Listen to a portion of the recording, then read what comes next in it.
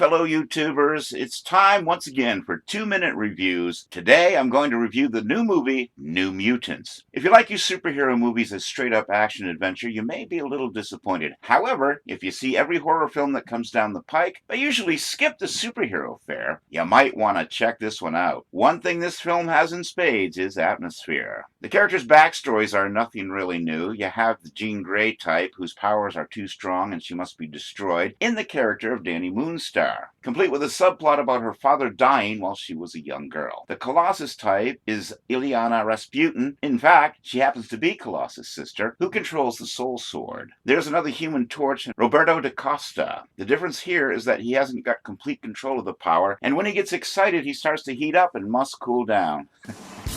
Yeah, I'm kind of tempted to make a Steve Miller Band joke here, but I'll refrain from that. Sam Guthrie is the cannonball who can propel himself through the air and becomes invulnerable while doing so. Finally, there is the beast type, Renee Sinclair, whom Ileana calls a dog. Her power? She turns into a dog. Cecilia Reyes passes as the Professor X type, only she's more detached from the students and clinical, caring more about the research than the actual people involved. Instead of a school of learning, these mutants are kept in a hospital for observation. And as they get to know each other, tensions flare. I must say I went into this film with low expectations. After the mediocre offering that was Fox's last X-Men film, which wasn't even called X-Men, I didn't know what to expect from this. Another nameless villain with no real motivation that wants to either kill our heroes, take over the world, or both. Another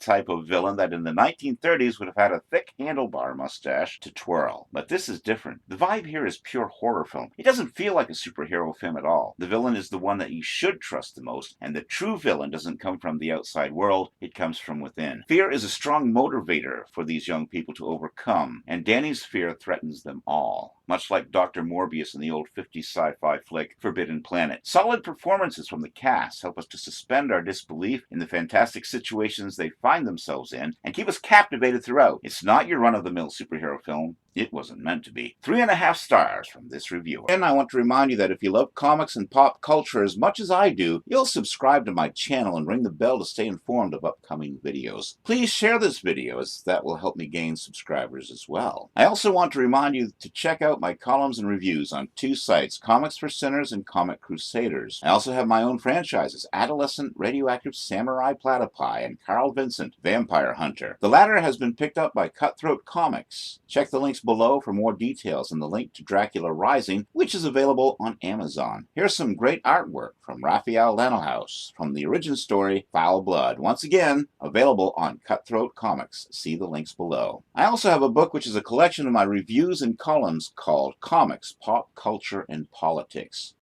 You can also find t-shirts and posters on Teespring. Again, check the links below for all Carl Vincent Vampire Hunter merchandise.